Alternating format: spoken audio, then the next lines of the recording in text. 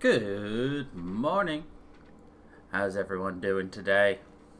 It's just a nice little Sunday. Yes, I agree. Everyone's sleepy, but we got our coffee, so we can just get going. Isn't that right? But before we jump into our topic today, let's do our quick little plug. Live gaming streams as well as these podcasts are on twitch.tv/DJ _funky _fresh. Everything I do on stream is 90% of the things I do on stream is recorded and put on YouTube at youtube.com/DJ Funky Fresh Gaming. And of course, you can find these podcasts on Spotify and SoundCloud. Just look for Funky Bunch at Sunday Brunch or DJ Funky Fresh and you will find them. Just look for the cover art as an adorable person with some bows. So, anyway, let's jump into today's topic, which I finally figured out the nexus that I wanted to attack for my topic. So we're going to start with the controversies surrounding Mortal Kombat. So, ever since Mortal Kombat was created in the 1990s, it's been enshrouded in a bunch of controversies. Anywhere from, politicians and critics complaining about its unrestrained use of graphic and bloody violence, just to, Mortal Kombat being censored or banned in different countries. In fact, in Germany, it was banned for 10 years from 2005 until 2015. Let's see, Mortal Kombat 2011 was banned in Brazil and South Korea and has been banned in Australia until February 2013. Mortal Kombat 11 is banned in Indonesia, Japan, China, and Ukraine, just period. But the really interesting thing is, just exactly what has happened because of Mortal Kombat. So, the Mortal Kombat series violence, particularly their fatality system, was a source of major controversy very early on. There was a moral panic over the series, which was fueled by outrage from the mass media, which resulted in a congressional hearing in 1993, which paved the way for the ESRB game rating system in 1994. In 2010, the co-creator and longtime producer of Ed Boon revealed that he actually sympathized with much of the outrage and admitted that he wouldn't want his 10-year-old kid playing a game like that.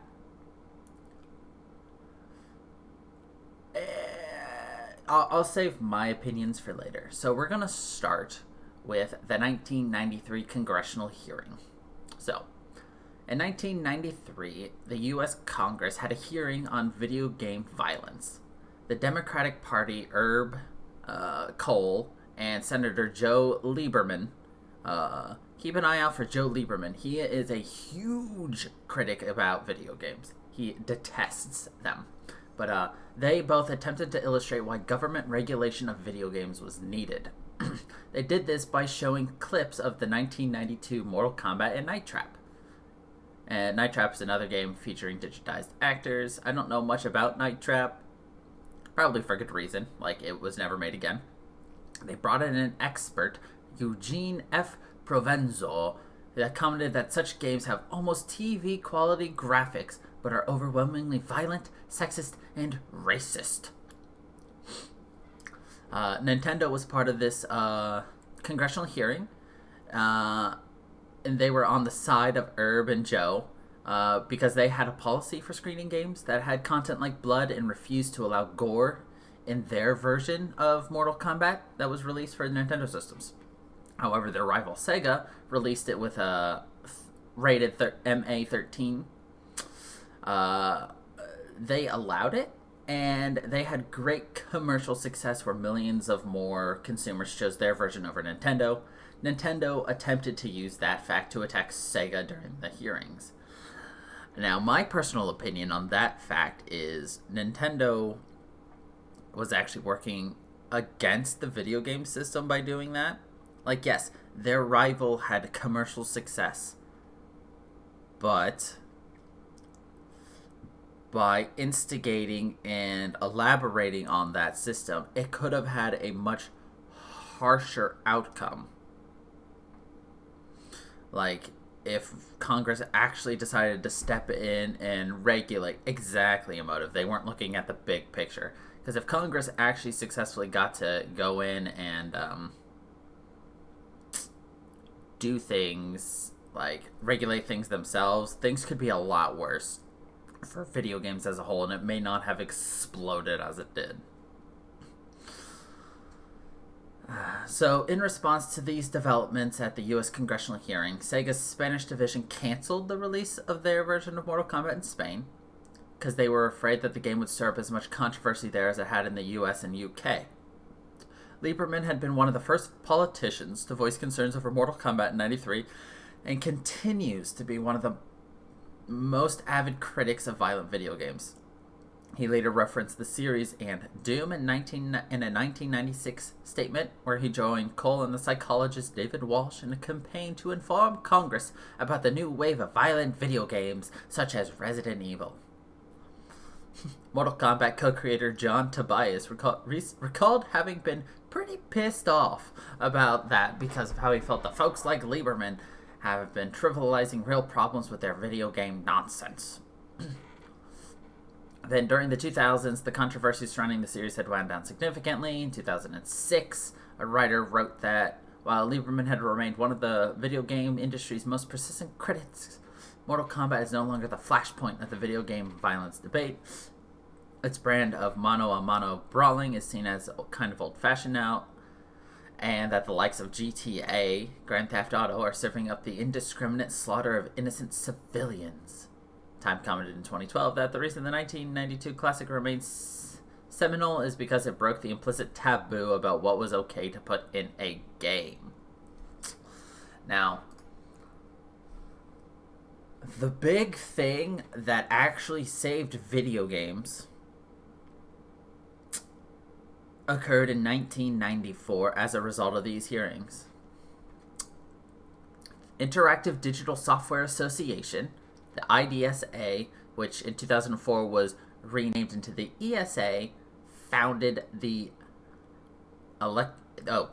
Entertainment Software Rating Board, the ESRB. So, for those of you who aren't familiar with the ESRB, that is a voluntary rating system done by video games. So, what it is, let's see. So, what they do and why. Their rating system was established with the help of child development and academic experts based on an analysis of other rating systems and what kind of information is valuable to parents. They have found that consumers respond best to an age-based rating system that includes information about the content of a game. As games evolve, they found that parents place equal importance on understanding the ways in which some games are played, such as interacting with others online and spending money on in-game items. There's a 3-part rating system, including rating categories to suggest age appropriateness, content descriptors to indicate what types of content may be which may have triggered the rating, and interactive elements to advise about sharing the user's location or with other users, in-game purchases, user interactions, unrestricted internet access, yada yada yada. So basically, all the major companies, Microsoft, Sega, Nintendo, and some of the others back in the day, all agreed to have the ESRB rate their games.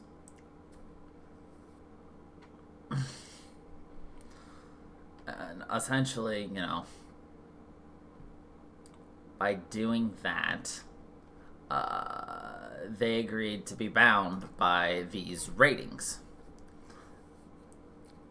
We'll jump more into why that's important once we get through the history of the ESRB, but really, this is big. So, okay. 1994, the ESRB was founded. They introduced a rating system with 5 categories and 17 content descriptors. The 5 categories were EC, early childhood, K-A, kids to adults, T for teen, M for mature, and A for adults only. So, in 1995, the ESRB adopted an advertising code of conduct,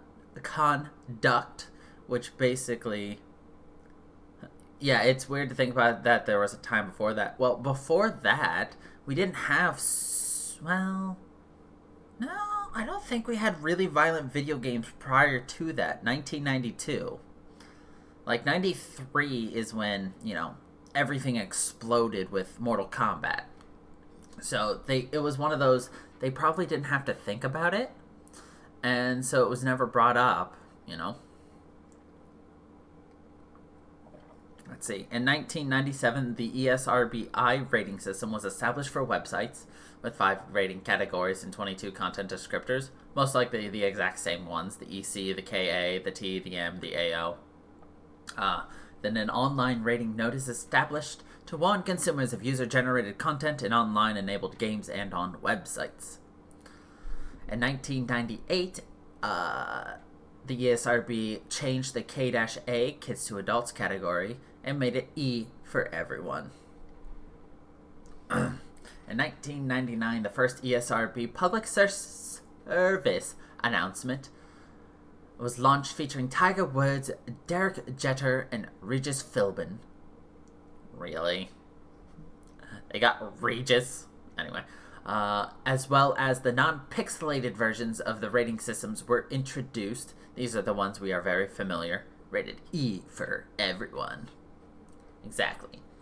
In 2000, the Advertising Review Council was established as a division of the ESRB in order to monitor compliance with industry-adopted marketing and advertising guidelines. The ESRB enforcement system was established to impose sanctions, including points, fines, and corrective actions on companies who did not comply with ESRB rules and guidelines.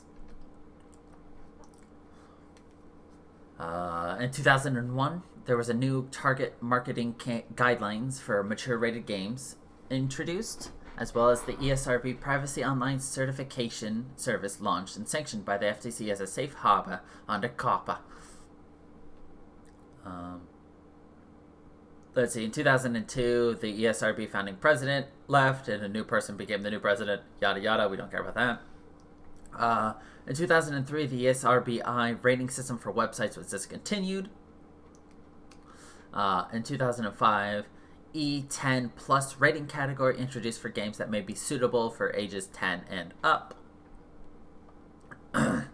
In 2006, the ESRB increased their fines up to $1 million for non-disclosure of pertinent content. There was also the ESRB Retail Council, the ERC, launched by ESRB and leading computer and video game retailers. The ERC commitment to parents is adopted by all ERC retail members. National Radio and TV PSA campaign promoting ratings awareness launched by U.S. Senators Hillary Clinton and Joseph Lieberman. And the ESRB also launched its first PSA campaign featuring artwork by Penny Arcade. I love Penny Arcade. And then in 2008, the FTC finds that 8 in 10 underage buyers are turned away when attempting to purchase mature-rated games.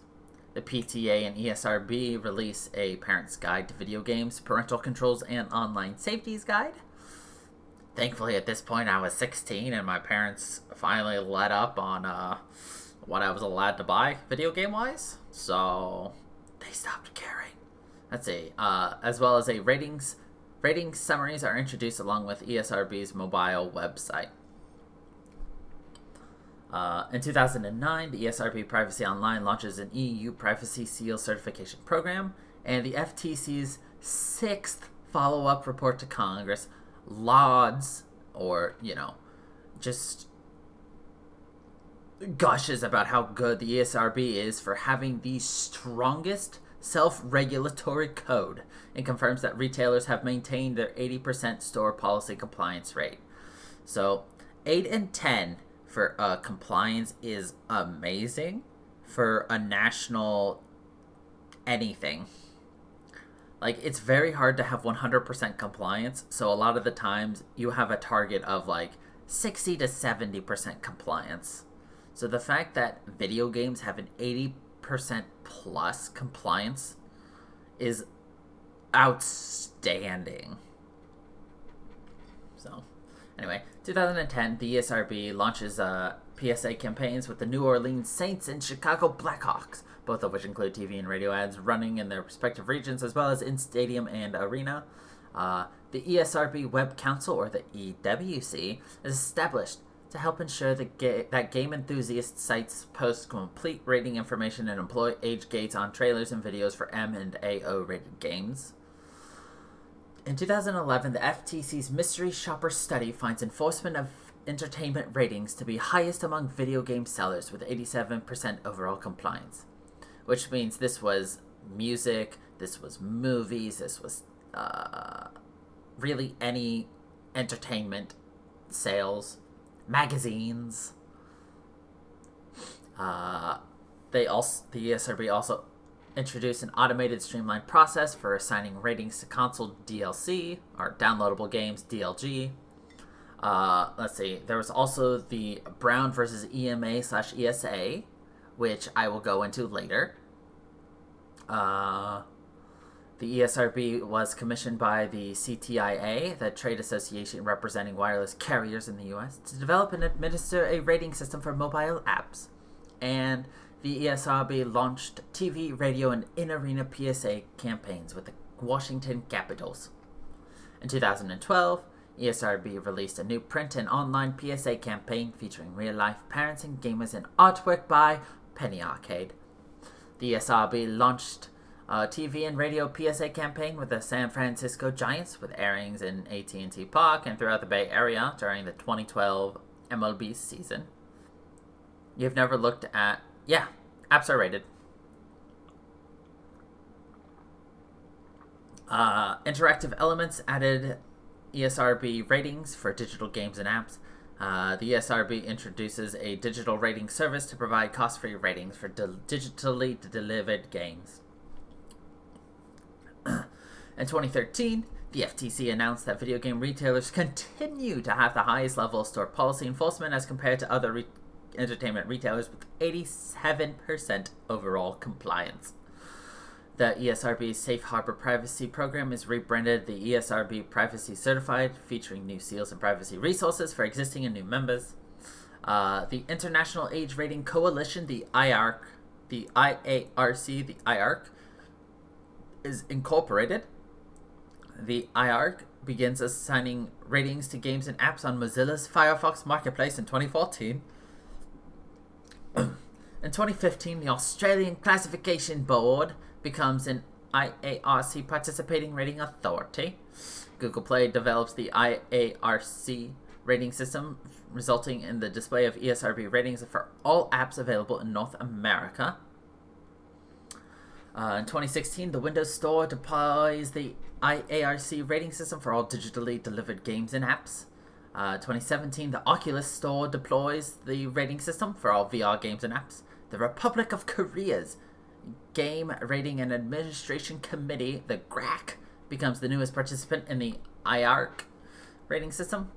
In 2018, the ESRB begins assigning interactive elements to physical games, including in-game purchases and user interactions. Wait, what? The ESRB... Oh, that's what they mean. So, now on the actual ESRB box, where it says like E for everyone and all that, it now includes a little bit of extra content that specifies if it's got like loot boxes or gambling or any of that other online interactive stuff as opposed to what they used to do. And finally, in 2019, the ESRB and Penny Arcade launched their third PSA campaign, featuring both artwork and voiceover from the Penny Arcade team. And Origin deploys the IARC rating system for all digitally delivered games. So that is the current history of the ESRB.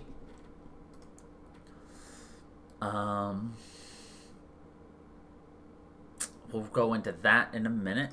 But now let's go into what is commonly referred to as Mortal Kombat at the Supreme Court, or Brown versus the Entertainment Merchants Association. In 2010, this was taken to the Supreme Court. So, associations of companies that create, publish... So, here's the facts of the case. Associations of companies that create, publish, distribute, sell, and or rent video games brought a declaratory judgment action against the state of California in a California federal district court. The plaintiffs brought the claim under the First and 14th Amendment, seeking to invalidate a newly enacted law that imposed restrictions and labeling requirements on the sale or rental of violent video games to minors. This was headed by Arnold Schwarzenegger, headed the new law in California, which imposed restrictions and labeling requirements on the sale and rental of violent video games. So, the district court found in favor of the plaintiffs and prevented the enforcement of the law. Obviously, California appealed, and on appeal, the U.S. Court of Appeals and the Ninth Circuit affirmed, holding that violent video games did not constitute obscenity under the First Amendment. The state did not have a compelling interest in preventing psychological or neurological harm to minors allegedly caused by video games, and even if the state had a compelling interest, the law was not narrowly tailored enough to meet that objective. So the question that the courts were deciding was, does the First Amendment bar a state from restricting the sale of violent video games to minors? And here is where a lot of liberals and video game enthusiasts, like the former Justice Scalia before he passed away. Justice Scalia was a huge advocate for the First Amendment and video games. He fully did not believe that video games should be restricted in any way. That they had the freedom of speech. It was like the one thing I agreed with Justice Scalia about. He was a very, very strong conservative. So there's a lot of his things I fully do not like, but he very, very, very strong. But yeah, this was 7-2. Supreme Court, the head of the Supreme Court, Justice Roberts, Scalia, Kennedy, Ginsburg, Alito, Sotomayor, and Kagan ruled in favor, and Justice Thomas and Breyer were against. But the Supreme Court affirmed the lower court's order in an opinion by Justice Antonin Scalia. Like the protected books, plays, and movies that preceded them, video games communicate ideas and even social messages through many familiar literary devices, such as characters, dialogue, plot, and music, and through features distinctive to the medium, such as the player's interaction with the virtual world. This suffices to confer First Amendment protection. Justice Samuel Alito concurred in judgment, joined by Chief Justice John Roberts. Alito noted that he disagreed with the approach taken in the court's opinion, and considering the application of unchanging constitutional principles to new and rapidly evolving technology, this court should proceed with caution. We should make every effort to understand the new technology. Justices Clarence Thomas and Stephen Breyer filed separate dissents, adhering to... Justice Thomas is very strict about following the framers' intent with the Constitution. So he does not like new technology and does not believe they should be protected. But he says the court's decision today does not comport with the original public understanding of the First Amendment. Breyer argued that the California statute met current constitutional standards. So, actually, I'm very passionate about video games and things. In my constitutional law class, we were talking about censorship. and we are talking about what can and can't be censored by the state. And it was brought up like movies cannot be censored. They cannot tell you who can and can't watch. Same with pornography in adult videos and adult magazines and all that. Like, the state can't ban children from getting it unless there is some kind of narrowly tailored and things. Like, they can restrict the access to it. Like, you can only be here things like, we can restrict where you set up shop. We can restrict how openly you advertise it. But they can't say, if you're 8 years old, you cannot buy a Playboy magazine. So somebody in that class raised their hands like, but if that's true, then, for instance, why can't my little brother go in and buy Grand Theft Auto? He's 8, why can't he buy that game? And my teacher's just like, I don't actually know that. And, like, nobody answered, so I actually raised my hand and shocked my class of 200 people. I have never voluntarily raised my hand ever in school. I've always been forced to be called on, but I voluntarily raised my hand. And I said, because it's self-censorship. The video game industry came together and established their own rating system, the ESRB, in response to issues and to prevent Congress or other bodies from interfering and putting their own ideas out there and regulating their content. They imposed their own restrictions. So they themselves say you need an adult to buy a 13 and up game if you're 8. You need an adult to buy Grand Theft Auto for you if you're under 18. So that forces the shops to do that in order to avoid paying fines, getting points. Like, if you get so many points, you can no longer sell certain video games. Like, if it's found that you are constantly selling GTA to 7-year-olds, your store will no longer be allowed to sell rated M games. Type of deal.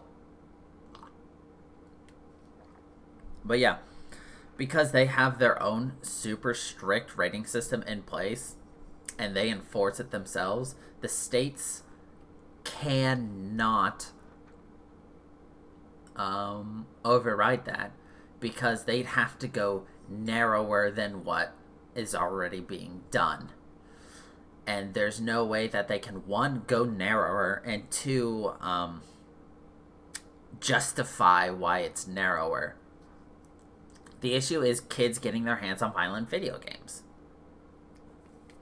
You can't stop a kid from playing a violent video game. You can only stop a kid from getting access to it. And with this system in place, the only way little Timmy's gonna be able to play GTA and run over hookers with his car is if mommy says, alright, if you stop crying, I'll buy you GTA. I don't give a crap. And that's how little Timmy plays GTA.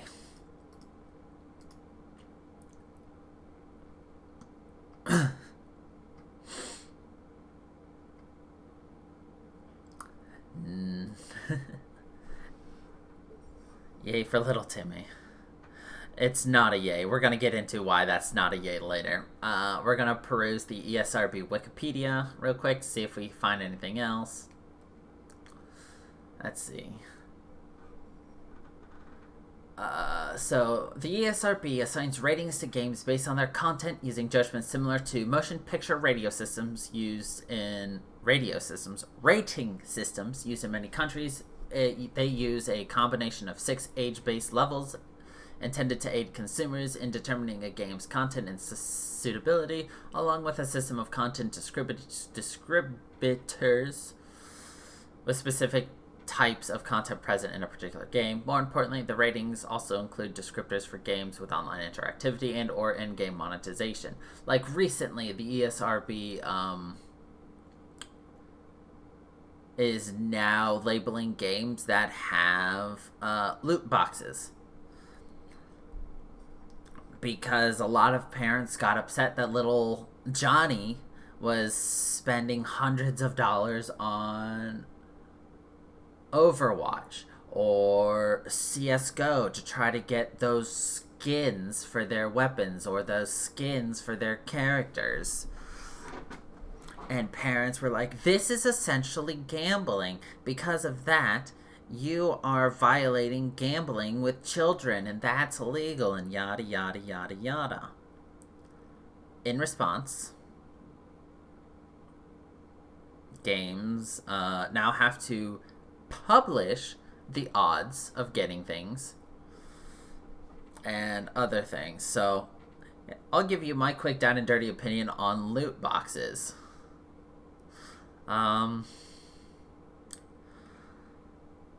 I don't care about loot boxes. Like, yeah, it's cool that I can get a skin and everything, but like,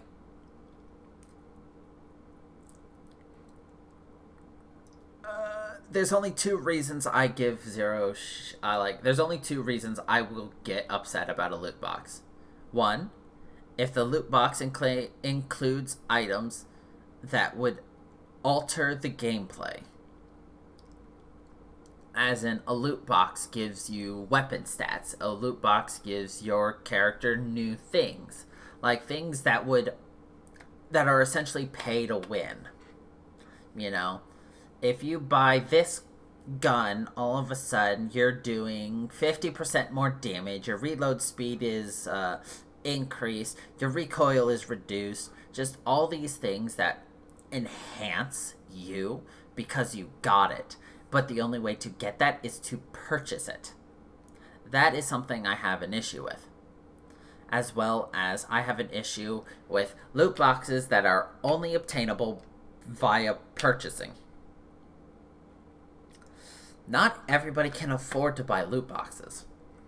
And I understand that it's a great way to keep costs low in a video game so that you can sell a game like Overwatch for only, $30 to $40 as opposed to like $60. However, let us get those loot boxes for free,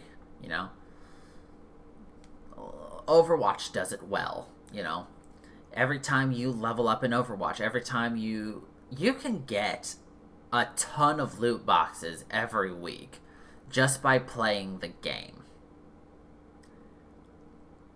You don't have to purchase. The only reason you would purchase is if you want that brand new skin that came out or something. It's like, you know what? Overwatch does it well.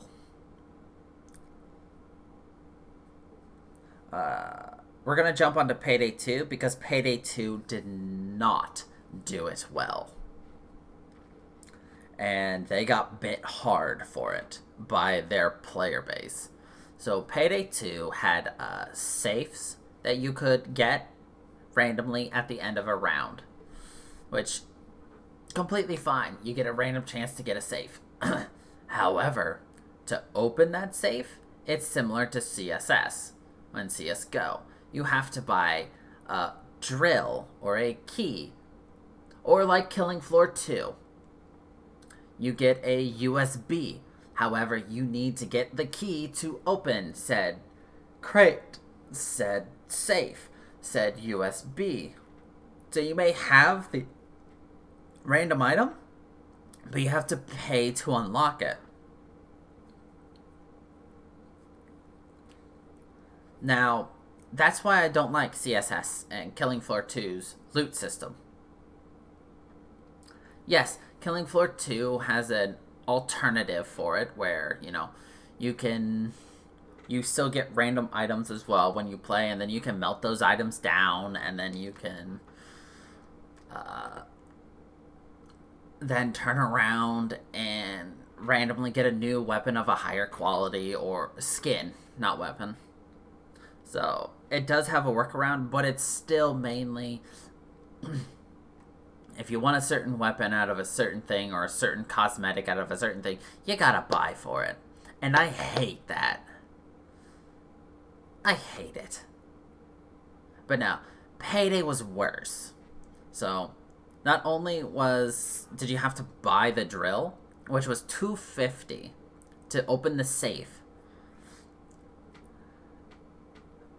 but the weapon skins you got had stats.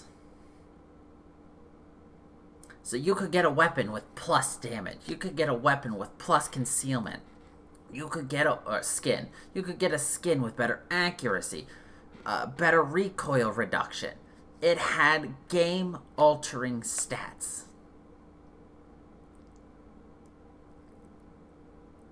Now, for somebody like me who never changes their gameplay, and I've already completely, made my stats perfect for how I play that game, it didn't affect me whatsoever. But it's still annoying, you know? Essentially, people had to pay to get them. And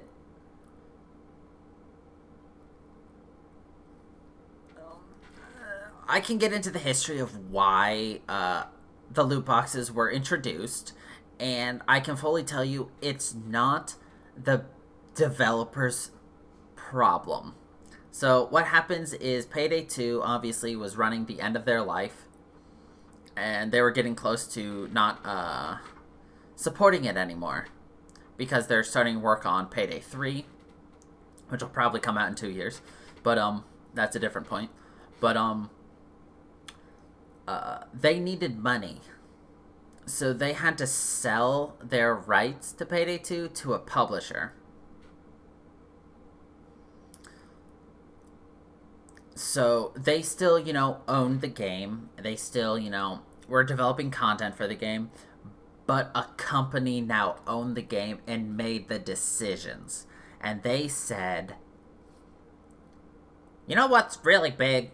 CSGO and Overwatch.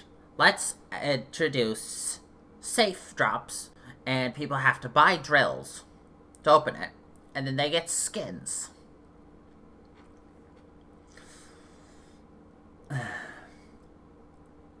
And they made money from that. I have friends who bought hundreds of drills. Literally, I have a friend who bought hundreds of drills. It's just,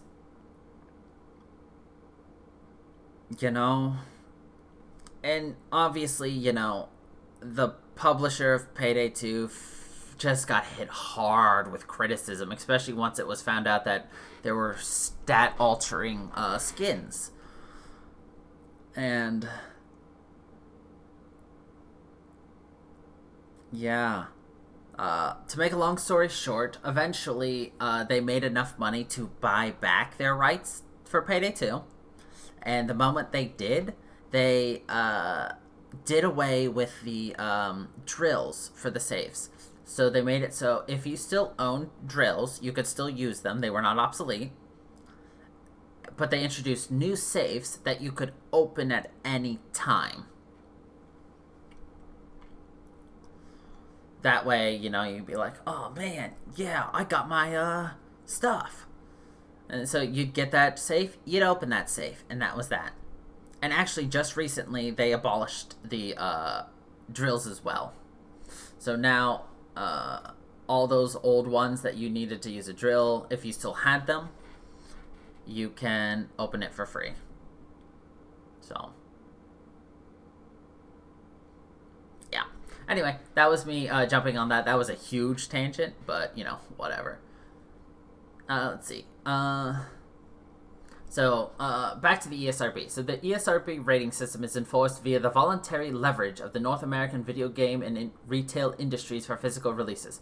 Most stores require customers to present photogenic identification when purchasing games carrying ESRB's highest age ratings and do not stock games which have not been rated. Additionally, major console manufacturers will not license games for their systems unless they carry ESRB ratings, while console manufacturers in most stores will refuse to stock games with that the ESRB has rated as being appropriate for adults only. More recently, the ESRB began offering a system to automatically assign ratings for digitally distributed games and mobile apps, using the IACR, which we talked about, or IARC.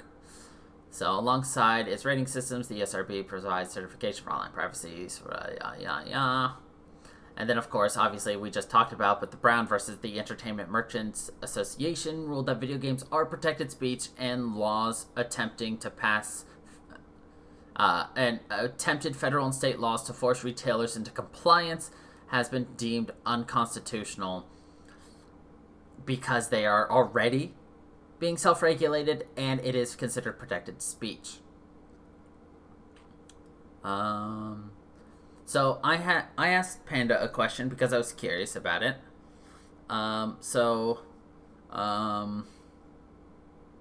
Secondhand stores.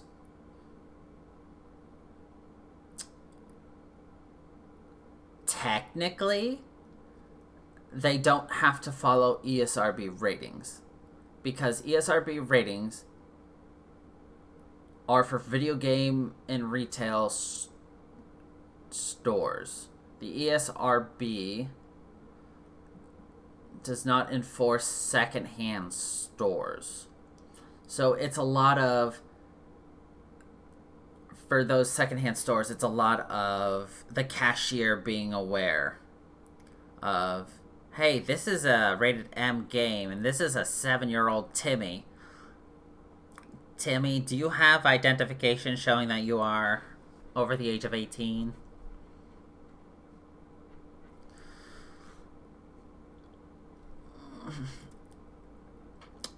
Panda asked her boss about that because I was curious. He said technically they're supposed to do it, but I honestly doubt it. I really doubt it. Like, think about it. It's like a garage sale. If Timmy's mother's tired of Timmy playing GTA and puts it up for sale, she'll sell it to little Johnny. Because little Johnny came up with the $3 to buy it. She doesn't care. Most people working at a secondhand store don't care. You know? It's no hands out of their... It's, no sweat off their back. It's just... You just hand it over, they hand the cash, and that's that, So... Technically, people can get yada yada yada. Anyway, back to the ESRB. Due to the level of consumer and retail awareness of the rating systems, along with the organization's efforts to ensure that retailers comply with the rating systems, that publishers comply with its marketing code, the ESRB has considered its system to be effective and praised by the FTC for being the strongest self-regulatory organization in the entertainment sector. Despite its positive reception, the ESRB has faced criticism from politicians and other watchdog groups for the structure of its operations. Oh God, particularly in the wake of the 2005 hot coffee incident. How many of you are familiar with the hot coffee incident? Oh God, I honestly can't believe this was left in the game. I know why it was removed, because it would have changed the game from M to A, but there was a hidden objectionable content in Grand Theft Auto San Andreas, which could be accessed via user-created modification. The hot coffee incident is they discovered that in Grand Theft Auto San Andreas, there was a hidden game you could play in where you essentially boing-a-doing-a-doinged your girlfriend. It was one of those adult game type deals. A boing-a-doing-a-doinged.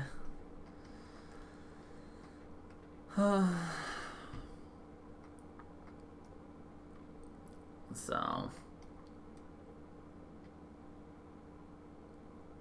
let's look at the enforcement of the ESRB real quick before we hit my last points. So the ESRB rating system is primarily enforced on a self-regulatory basis by the video games and retail industries. In markets where it is used, retailers typically enforce the mature rating using photo identification and refuse to stock video games that have not been rated or are rated adults only. Modern video game consoles include parental controls that can be configured to restrict games played by specific users using factors such as the ESRB rating. The ESRB has also taken action against video game distributors who use the ratings icons in advertising without authorization or have been issued the rating or having actually been issued with the ratings by the board. Steam does display ratings when available and allows games to be categorized and filtered based on categories and the extent of potentially objectionable content. But an ESRB rating is not mandatory. As of June 2018, following complaints regarding inconsistent enforcement of its previous guidelines, Steam stated it would ban the sale of games that contain blatantly illegal content or games that it classifies as being straight up a trolling. However, in March 2019, it was revealed that there are still undisclosed limitations to this policy based on costs and risks associated with Steam's ability to distribute specific games. In the US, there have been attempts at the state and federal level to introduce laws. In 2004, California Assemblyman Leland Yee sponsored a state bill requiring retailers to stock M-rated games on separate shelves that are at least 5 feet from the ground. The bill was passed after it was modified to only require that retailers promote awareness of the ESRB's rating system. See, so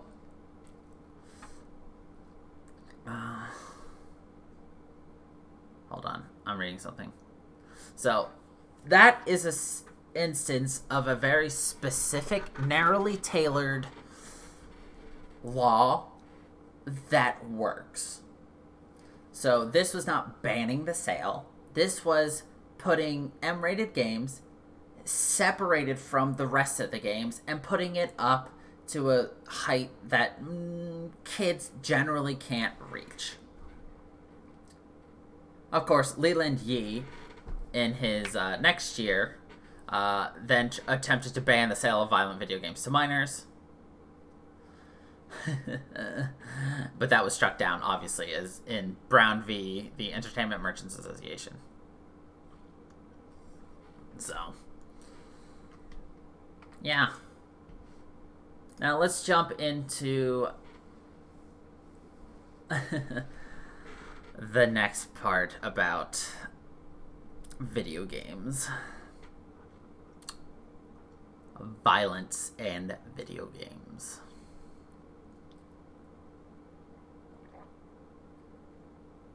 In 2000, psychologists Craig Anderson and Karen Dill conducted 2 related studies on the effects of media violence. The studies involved notably violent games, including Mortal Kombat and Wolfenstein 3D. They concluded that playing such games makes players, especially males, act more aggressively. Following the study's publication, a year later, a flurry of new scrutiny was directed at Mortal Kombat.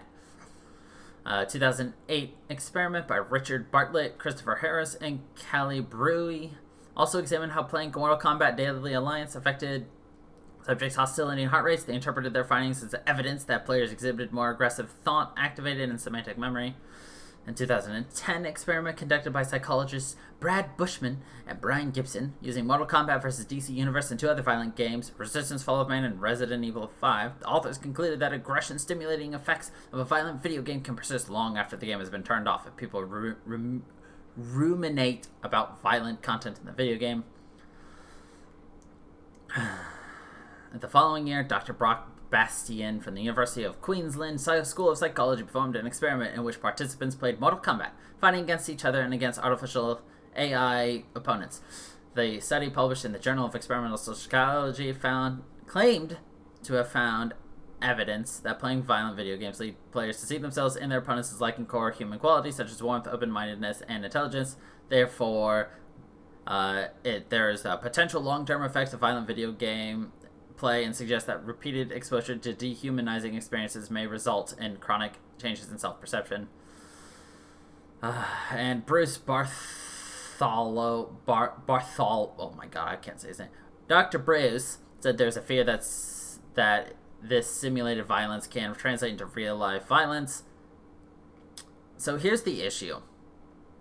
So those 5 studies,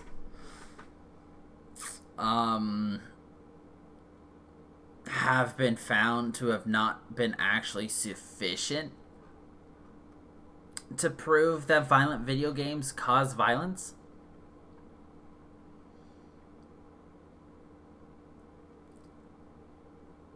Like the whole, oh my god, it raises their heart rate and makes them more aggressive. Well, that's true for any competitive game.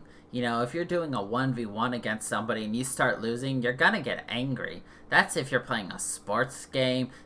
You get angry and a higher heart rate if you play Monopoly. When your heart rate gets going, it activates fight or flight. That hostility is your fight. There are things that don't line up with what these people are saying. But there's also the issue of they are focused entirely on video games. However, violence in TV, in the media, in TV, the news, movies, all that, no, that's fine. That doesn't cause kids to be violent.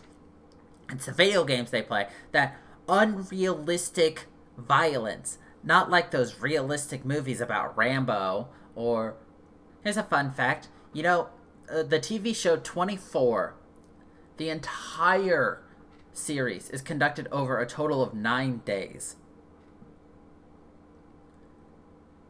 And in those 9 days, the dude kills more than 300 people.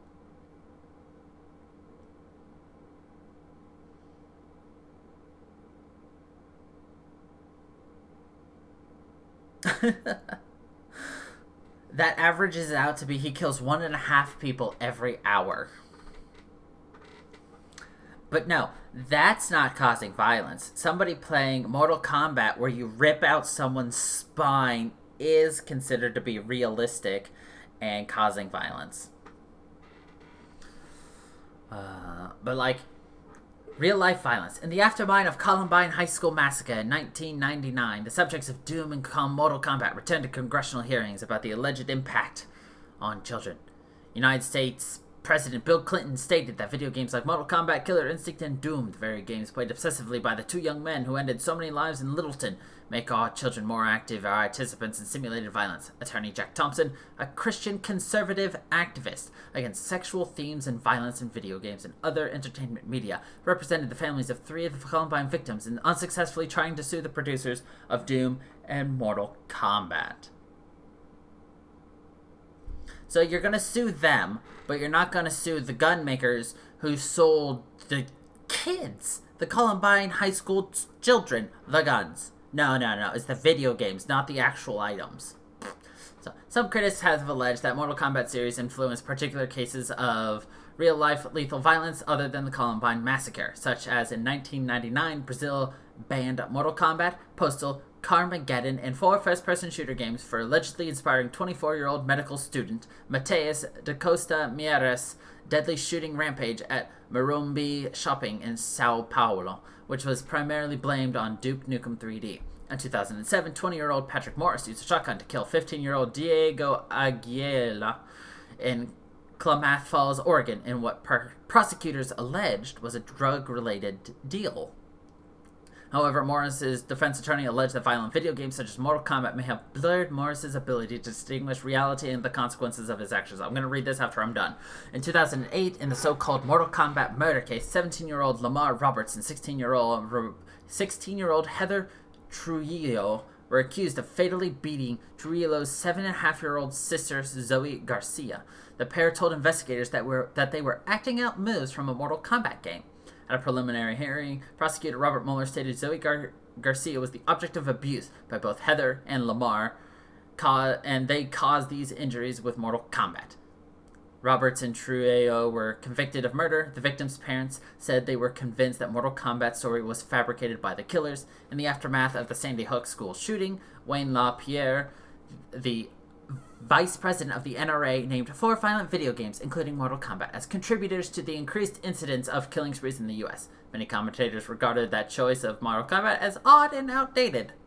And in 2015, CNN's Ashley Banfield described the Charleston church shooting as Mortal Kombat murders. So,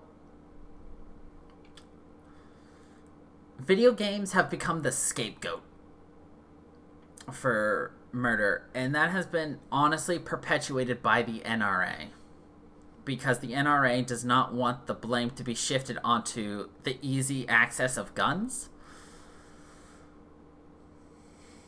which is the real reason. Like, if Mortal Kombat was the true cause of increased violence, you would not have shootings. You would have literal beatdowns. If GTA was the real cause of video game murders, you'd have people running over people with cars. If, like, a lot of these things were actually, like, the cause of all of this, it would be, mostly based upon a lot of these other things. And that's the issue. You know, it's just, they're all focusing on these other comments, and that's becoming that's why. And it's like, playing all these violent video games are causing other people to become violent. I can tell you that is a fact. It just is not true. It does not... Sorry, I completely said that wrong. It is not a fact. Like, look at me. I play a ton of violent video games. Have I fired a weapon? I fired a weapon once, and I hated it. I don't like causing pain. I don't like hitting people. I don't like firing guns. And yet, according to science and everything else, I'm supposed to be some ultra-violent man. I'm not. So, yeah. I don't know. That's kind of wraps up our whole discussion on the ESRB and some of the controversies surrounding video games. So, yeah. Does anybody have any questions about anything we hit? We kind of went over a whole lot. What with the creation of the ESRB, then, you know, Mortal Kombat being the center of Senate discussions and being at the Supreme Court, and then obviously rounding it off with a tangent on loot boxes, and then, you know, violent video games. We hit a lot today. I probably could have done this in 2 different podcasts, but I couldn't think of a good segue to do 2. So, I think we're going to end this right here, though. And we can pick up with the podcast next week. So, yeah. Thank you, everybody, for tuning in and listening. I hope you all enjoyed. And until the next time, everybody. Stay funky, people.